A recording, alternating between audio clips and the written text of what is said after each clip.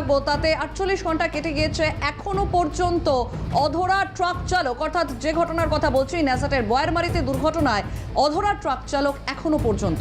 অবশ্যই সন্তানের সঙ্গে আমি সর্বিষ্ঠা রয়েছি। আমরা সন্দেশখালীর কথা বলছি কারণ গত 2 দিন আগে ঠিক এখনো পর্যন্ত বুধবার যে দুর্ঘটনা ঘটে এবং শেখ শাহজাহানের একটি মামলা যেখানে সাক্ষ্য দিতে যাচ্ছিলেন ভোলানাথ ঘোষ, সঙ্গে তার ছোট ছেলে ছিলেন গাড়িতে এবং সঙ্গে গাড়ির চালক, দুর্ঘটনায় যে দুজনের প্রাণ চলে গিয়েছে এবং একের পর এক প্রশ্ন উঠছিল যে সব মিলিয়ে এখানে দাঁড়িয়ে কোথায় গেলেন এই আলিম মোল্লা। সঞ্চারী, আমরা আলোচনা করছিলাম সকাল থেকে দেখানোর চেষ্টা করেছি যে আলিম মোল্লা প্রথমে কে, তার বিরুদ্ধেও একাধিক অভিযোগগুলো তো রয়েছে, সিবিআইয়ের লিস্টে বেশ কিছু জায়গার নাম রয়েছে, কিন্তু আলিম মোল্লা এবং যেখানে স্থানীয় বাসিন্দারা প্রত্যক্ষদর্শীরা জানিয়েছিলেন যে একেবারে যে ছবি দেখাবো, কারণ ঘটনার পর এমনটাই জানা যাচ্ছে যে পিছনে আসে একটি বাইক এবং তাতে চট করে তাতে চললেন এবং সঙ্গে এলাকা থেকে করে উধাও হয়ে গেলেন।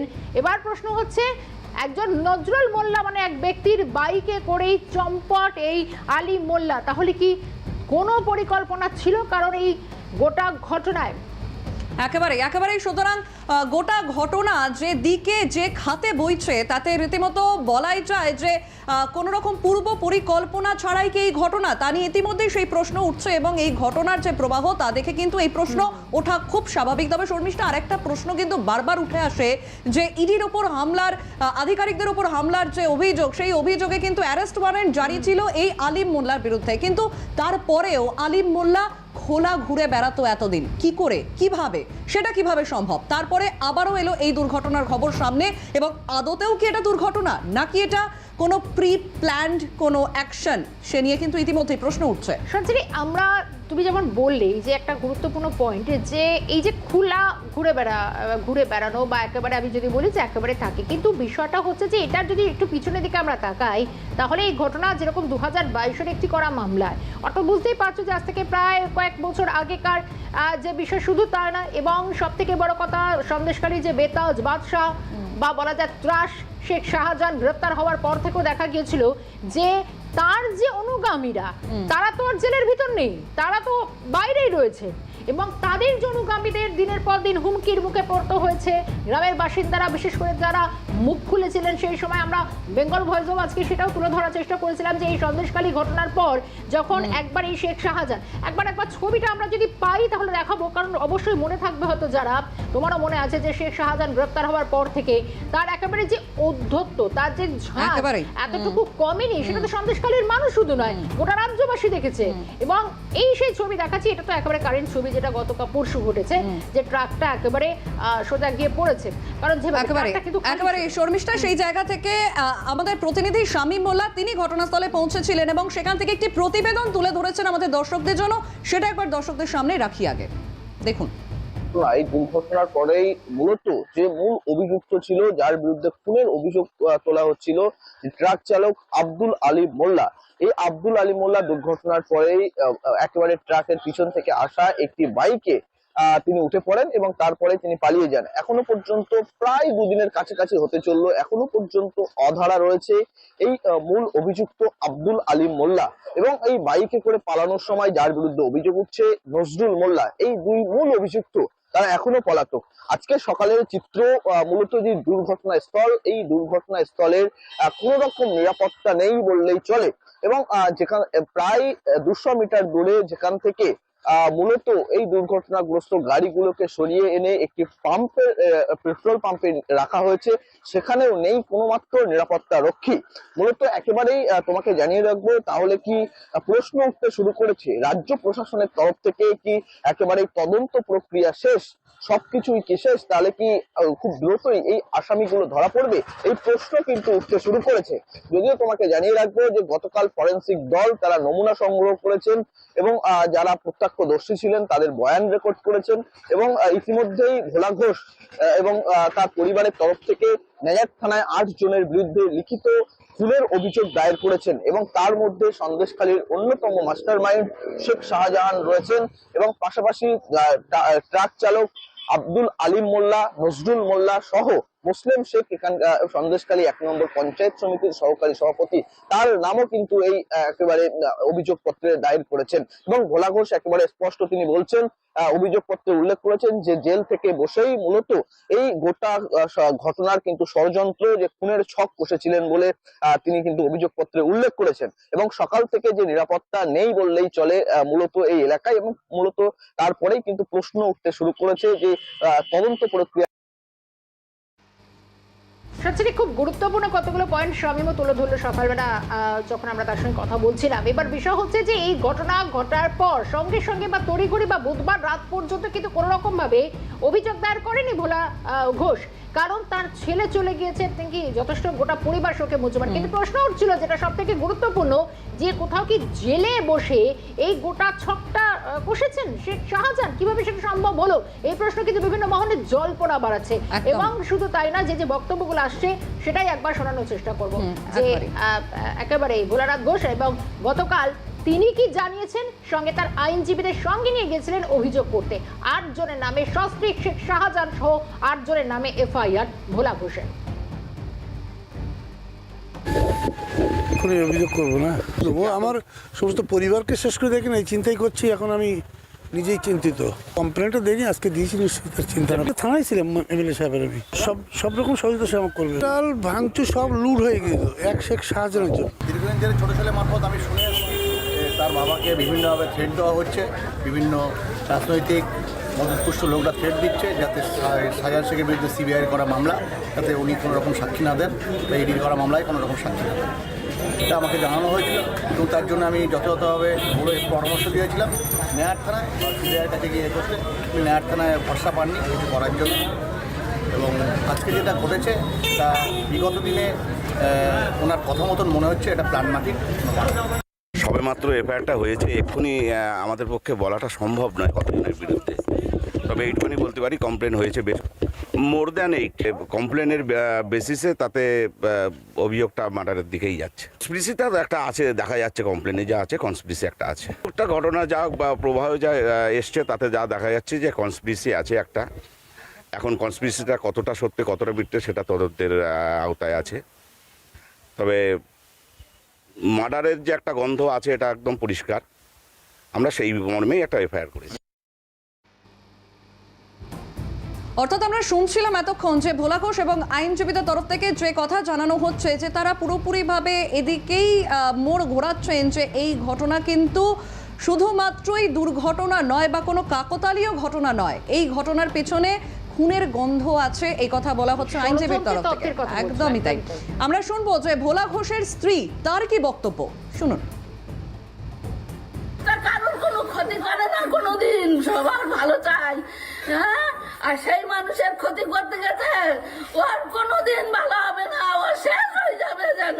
সব সময় লেগে আছে, সব সময় ক্ষতি করার জন্য, মেরে দেওয়ার জন্য ওরা উঠে পড়ে লেগেছে। ও সাধারণ জেলে বসে ও বাদে নল চালাচ্ছে, তাই না? এত বড় হয়েছে, ওর সব শেষ হয়ে যায় যেন। আমার যেরকম শেষ করেছে ওর জন্য সব শেষ হয়ে যায়। আমরা শুনছিলাম ইতিমধ্যেই সেই খবর, এবং বারবার যে প্রশ্ন সামনে আসছে যে জেলে বসে সেখান থেকে কলকাঠি নাড়া শেখ শাহজাহান, যে শেখ শাহজাহান রীতিমতো সন্দেশখালীর ত্রাস একসময় দেখিয়েছে, এবং একসময় একেবারে খবরের হেডলাইনে বারবার যে খবর এসেছে সেই খবর আবারও কিন্তু মাথা চাড়া দিল। অর্থাৎ শেখ শাহজাহানের প্রভাব যে একেবারে কমে যায়নি বা আদতেও জেলবন্দি অবস্থায় যে তার প্রভাব কোনোভাবেই খাটো হয়নি, সেই ঘটনা, সেই প্রশ্ন কিন্তু বারবার সামনে আসছে। এবং সঙ্গে শুধু তাই নাই, যে ভোলানাথ ঘোষ যার ছোট ছেলেকে হারিয়েছেন, সঙ্গে তার যে গাড়ির চালক তারও তো প্রাণ গিয়েছে, তার বাবা অর্থাৎ গাড়ির চালকের বাবা কি জানাচ্ছেন, একবার বক্তব্য শুনে। আর পুলিশের বিরুদ্ধে কোনো অভিযোগ নেই। পুলিশের ওপরে আমি কালকে থেকে, আমার ছেলে যখন অ্যাক্সিডেন্ট হয়েছে আপনাদের মিডিয়ার মাধ্যমে বলেছি, আমি এখন আস্থা রেখেছি পুলিশ প্রশাসনের ওপরে। আমি ভরসা করি, যেহেতু 24 ঘন্টা অতিক্রম হয়ে গেল, সেই গাড়ির চালক যে ঘাতক তাকে এখনও অ্যারেস্ট করতে পারিনি। এবং গাড়ির মালিক, গাড়িটা কোথা থেকে এসছে, কী কারণে এটা হলো, আমার ধোঁয়াশা আছে, যেহেতু সিসিটিভির আওতায় হয়নি এবং এমনভাবে হয়েছে রং সাইডে মেরেছে, তার জন্য আমি পুলিশ প্রশাসনের কাছে এখনও তদন্ত চাইছি। এবং আমার ছেলের বডিটা পোস্টমর্টমের জন্য যত তাড়াতাড়ি কাগজটা এখান থেকে তত তাড়াতাড়ি রিলিজ দেবে, আমি সেই আশায় বসে আছি। আর এই গোটা ঘটনায় রীতিমতো দেখা যাচ্ছে যে শুধু তাই না, এলাকার সিপিএম নেতা, প্রাক্তন বিধায়ক নিরাপদ সর্দার গোটা ঘটনা মোটাই স্বাভাবিক চোখে দেখছে না। কি বলছে নিরাপদ সর্দার, শুনবো। ভোলা ঘোষ যখন সরবেরিয়া থেকে যাচ্ছিল, ওই গাড়িকে ফলো করে আরো 2-3টে বাইক তার আগেই তালতলার দিকে চলে যায় এবং যে ট্রাকটির সঙ্গে ধাক্কা লেগেছে সেই ট্রাকটি ছিল খালি ট্রাক এবং সেটা তালতলাতে দাঁড়িয়েছিল। ভোলা ঘোষের গাড়ি যখন সরবেরিয়া ক্রস করে যাচ্ছে, রাজবাড়ি ক্রস করলো, তখন ওই ট্রাক সরবেরিয়ার দিকে আসা শুরু করে এবং ভোলা ঘোষের গাড়ির সঙ্গে সংঘর্ষ করে। যে গাড়ি চালাচ্ছিল, এই ঘটনা ঘটার পর তৎক্ষণাৎ সেখান থেকে উঠে আরেকটি বাইকের পিছনে সে পালিয়ে যায়। বাইকে কে ছিল, বাইকে কারা ছিল, কেন বাইকটা তার পিছনে আসছিল, কেন তাদেরকে সাহায্য করলো, এ সমস্ত প্রশ্ন। আর এই খালি গাড়ি বা কেন আবার সরবেরিয়ার দিকে যাওয়া শুরু করলো, এ সমস্ত প্রশ্ন সন্দেশখালীর মানুষকে তাড়িয়ে বেড়াচ্ছে। সেই জন্য সন্দেশখালীর পুলিশ এখনো পর্যন্ত তাদের তদন্ত শুরু করতে পারলো না, এফআইআরই হলো না। সে ভোলা ঘোষ যাবে, তারপরে নাকি তারা এফআইআর নেবে, অথচ 2জন স্পট ডেথ হয়ে গেল। ফলে সন্দেশখালীর মানুষের মনের মধ্যে আবার নতুন করে একটা আতঙ্ক তৈরি হলো। ফলে ভোলা ঘোষ তো। আমাদের সঙ্গে এই মুহূর্তে ফোন লাইনে রয়েছেন কংগ্রেস মুখপাত্র সৌম্য আইচ রয়। সৌম্যবাবু, আপনাকে ক্যালকাটা নিউজে স্বাগত। সন্দেশখালীর যে দুর্ঘটনা এবং সেই দুর্ঘটনা ইতিমধ্যেই 48 ঘন্টা পেরিয়ে গেছে, কিন্তু সেই দুর্ঘটনায় আলেম শেখ এবং তাকে এখনো পর্যন্ত সে অধরা, এখনো পর্যন্ত সে বাইরে খোলা ঘুরে বেড়াচ্ছে, ধরতে পারেনি তাকে, কি বলবেন? দেখুন, হ্যালো, হ্যাঁ বলুন, শুনতে পাচ্ছি। দেখুন, পশ্চিমবাংলায় পুলিশের বীরত্ব আর মাসেল ফ্লেক্সিং শুধুমাত্র বিরোধীদের দুর্মুষ করতে লাগে। এই পুলিশের একাংশ কার্যত কৃতদাস হয়ে গেছে, দলদাস শুধু নয়, কৃতদাস তৃণমূলে। তারা এই ঘটনায় এখনো পর্যন্ত 48 ঘন্টা পেরিয়ে গেল অধরা। অথচ এই রাজ্যে ডিসেন্টিং ভয়েস যারা তোলে, যারা গণতান্ত্রিকভাবে যারা বিরোধাভাস করে, তাদের বাড়িতে পুলিশ পৌঁছে যায় খুব তাড়াতাড়ি, মানে একেবারে নির্দেশ থাকে তখন তাড়াতাড়ি তুলে আনতে হবে। অথচ অপরাধীরা এত বড় একটা ঘটনা ঘটিয়ে আজকে এখনো 48 ঘন্টা হয়ে গেল, তাকে অ্যারেস্ট পর্যন্ত করতে পারেনি। তারপরে দেখা যাবে লঘু ধারা দেবে, লঘু ধারাতে তখন বাইরে চলে আসবে। এটাই হচ্ছে পশ্চিমবঙ্গের একাংশের পুলিশের কাজ। এই রাজ্যের পুলিশ এবং পুলিশ মন্ত্রী কার্যত অপরাধীদের সামনে ব্যর্থ। এই অপরাধীরা মনে করে এটা তাদের সরকার, তাই পুলিশের কিছু করার থাকে না। বেশ, ধন্যবাদ সৌম্যবাবু। ফোন লাইনে ছিলেন কংগ্রেস মুখপাত্র সৌম্য আইচ রয়। এবং একই সঙ্গে আমরা একের পর এক প্রতিক্রিয়া পেয়েছি বিজেপি নেতা আইনজীবী তরুণজ্যোতি তিওয়ারি এবং তার পাল্টা তৃণমূলের রাজ্য সহ সভাপতি জয়প্রকাশ মজুমদার, উভয়ের বক্তব্য। ওদেরকে যদি তৃণমূল অফিসে খোঁজা হয়, তৃণমূলের সবকটা অফিসে তারা নিশ্চয়ই পাওয়া যাবে।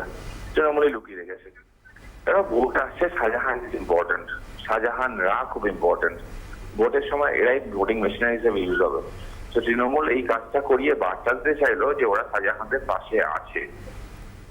সিম্পল কথা, পুরো ভিডিওটা আমরা দেখেছি, পুরো সামনে আসছে, আমরা দেখেছি। ইট ওয়াজ এ প্রি প্ল্যান্ড অ্যাটাক। ওখানে নাকি সে ঘুরে বেড়াচ্ছে, যার কাছে ওয়ারেন্ট আছে, পুলিশ জানে, লোকাল লোক জানে, পুলিশ ওদেরকে অ্যারেস্ট করেনি কেন? বিষয়টা হচ্ছে পুলিশ মন্ত্রী এবং মুখ্যমন্ত্রীর দেখাটা হয় না, তাই জন্য হয়তো এগুলো হয়ে যায়। মন্ত্রী এবং পুলিশ মন্ত্রী যদি দেখা হতো, তাহলে আমি আশা করি আমাদের মুখ্যমন্ত্রী পুলিশ মন্ত্রীকে বকা দিয়ে বলতেন যে তোমার পুলিশ এগুলো কি করছে। আপনারা কথায় কথায় বলছেন 48 ঘন্টা পেরিয়ে গেল, দুর্ঘটনার পরে 48 ঘন্টা পেরিয়েছে। যে লোক ওখানে ছিল, যার ছেলের মৃত্যু নিয়ে এত ঘটনা, যিনি আগে ছিলেন শাহজাহানের ডান হাত, বিভিন্ন ধর্ষণের ঘটনায় তার বিরুদ্ধে অভিযোগ আছে, সেই ভোলা গতকাল বিকেলে গিয়ে পুলিশে তার অভিযোগ দায়ের করেছে নাম দিয়ে। তার আগে পর্যন্ত পুলিশের কাছে তো এই জিনিস ছিল না। পুলিশ তো একটা দুর্ঘটনার কথা, অ্যাক্সিডেন্টের কথা তারা নিয়েছিলেন সেখানে, এবং সেখানে 24 ঘন্টাও হয়নি এখনো। আমার প্রথম প্রশ্ন, সে এত দেরি করে গেল কেন? বিজেপি তাকে প্রশ্ন করুক না, বিজেপিরই আশ্রয় আছে। যে পুলিশের কাজ করবে, পশ্চিমবঙ্গের পুলিশ দ্রুততার সঙ্গে কাজ করে, তারা নিশ্চয়ই কাজ করবে। সঞ্জয়, এই যে বিষয়গুলো রয়েছে, তুমি একটা জিনিস দেখো যে ঘটনা ঘটার প্রায় বলা যায় 48 ঘন্টা পার হয়ে গিয়েছে, বুধবার সকাল এবং শুক্রবার সকাল 48 ঘন্টা ওভার।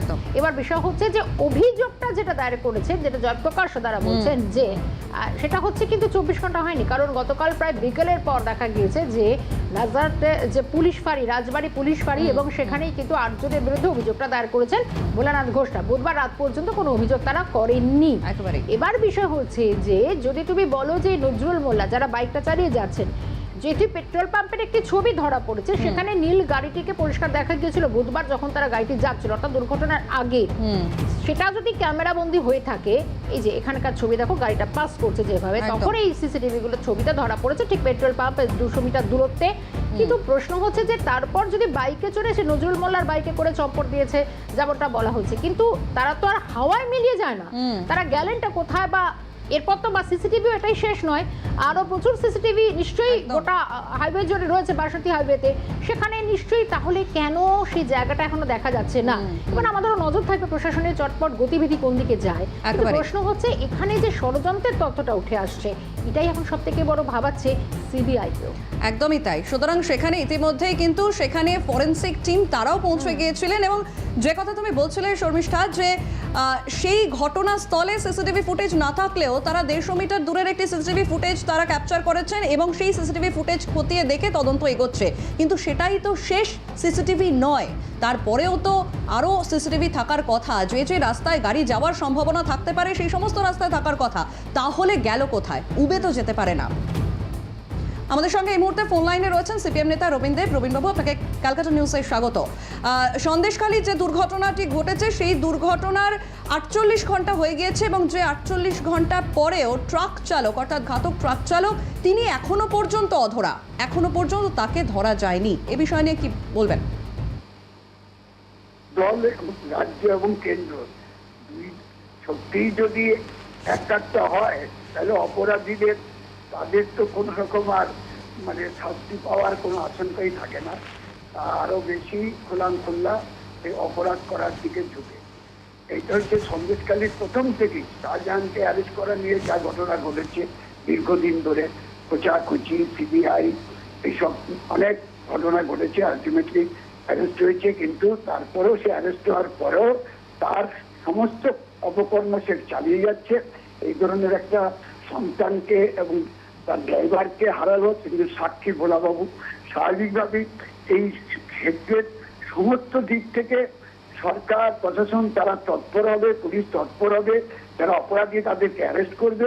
তারা নানাভাবে যারা আন্দোলন সংগ্রাম করে ন্যায্য দাবিতে, জনগণের দাবিতে, সেই আন্দোলন সংগ্রামের অংশগ্রহণকারীদের তারা খুঁজে বের করতে 2 মিনিটও লাগে না, কিন্তু অপরাধীদের খুঁজে বের করা ক্ষেত্রে তাদের সমস্ত রকম, সে কেন্দ্র বলুন, রাজ্য বলুন, সিবিআই বলুন, এই সব ইডি বলুন, সব একইভাবে এই পশ্চিমবাংলায় আমরা সেই 2014 সালের 9ই মে সারদা কাণ্ডের সুপ্রিম কোর্টের রায়ের পর থেকে আমরা একইভাবে দেখছি। সুতরাং এই ঘটনা শাহজাহানের ঘিরে বা এই সন্দেশকালীকে ঘিরে এই যে এখন ট্রাক চালক অধরা থাকছে এবং একজন নিহত হলো, 2 জন নিহত হলো ড্রাইভার সহ, তার বিচার করার, তার সুরাহা করার জন্য যেভাবে তৎপরতা দেখানো দরকার তা দেখাচ্ছে না। আমরা দাবি করছি অবিলম্বে এর সাথে একেবারে রবীনবাবু, অনেক ধন্যবাদ আপাতত আপনাকে। ফোন লাইনে ছিলেন সিপিএম নেতা রবীন দেব। একদমই তারা ব্যাক টু ব্যাক আমার সঙ্গে রয়েছেন প্রাক্তন পুলিশ কর্তা অরিন্দম আচার্য। অরিন্দম দা, একটা প্রশ্ন বুধবার থেকে নতুন করে উঠে গিয়েছে যে কোথাও জেলে বসে এই ছক করছেন না তো সাক্ষীকে খুনের চেষ্টা, অন্তত ভোলা ঘোষের পরিবার যে অভিযোগটা করছেন, কিন্তু বিষয় হলো সেখানে একাধিক সিসিটিভি ছবি সামনে আসছে, এবং নজরুল মোল্লার বাইকে করে চম্পট দিয়েছেন আলিম মোল্লা বলে যেরকমটা অভিযোগ সামনে আসছে। কোথায় গেল? 48 ঘন্টা পেরিয়ে গেল, এবং এই 48 ঘন্টার মধ্যে তাকে স্ট্রেস করা যাচ্ছে না, স্ট্রেস করতে পারছে না পুলিশ। কথা হচ্ছে কি যে গত জানুয়ারি মাসে কেন্দ্রীয় অফিসাররা তদন্তে গিয়েছিল, তাদেরকে যেভাবে মার্সিলেসলি পেটালো, তার পরবর্তী ডিজি পর্যন্ত ওখানে হাজির হয়েছিলেন, আমরা দেখেছি। এটা আপনারা হিসাব করে দেখুন কতদিন পরে সেই শাহজাহানকে কাস্টডিতে নেওয়া হয়েছিল বা ধরা পড়েছিল। আজকে যে সমস্ত ফুটেজগুলো আপনারা দেখছেন, এখানে আপনারা জানেন যে আধুনিক প্রযুক্তি যেগুলো এখন আছে, লোকেশন, মোবাইল টাওয়ার লোকেশন, যে ড্রাইভার মেরেছে তার আগে তার টাওয়ার লোকেশন, এইগুলো যদি আজকে তারপর জেল থেকে তারা যে কিভাবে আজকে ইনস্ট্রাকশন দিয়েছে, এইগুলো যদি আজকে আদর্শ বোধ থাকে ঠিক মতো তদন্ত করে বের করে দেওয়ার কথা। এখন দেখতে হবে যে 48 ঘন্টা পাস করে কেন হচ্ছে না, এটা তদন্ত সাপেক্ষ, আমি কিছু বলতে পারবো না। তবে সাধারণ মানুষ এটা বুঝেছে যে দিস ইজ নট অ্যাক্সিডেন্টাল, এটা প্রি প্ল্যান্ড ওয়াইজ অর্গানাইজড ওয়েতে মার্ডার। সাধারণ মানুষ এখন যারা তদন্ত করছে তারা কিভাবে তদন্ত করবে সেটা তাদের ব্যাপার, কিন্তু আমরা খুব কিন্তু নজর থাকবে সেদিকে অরিন্দম বাবু, একেবারে ধন্যবাদ জানাই অবশ্যই।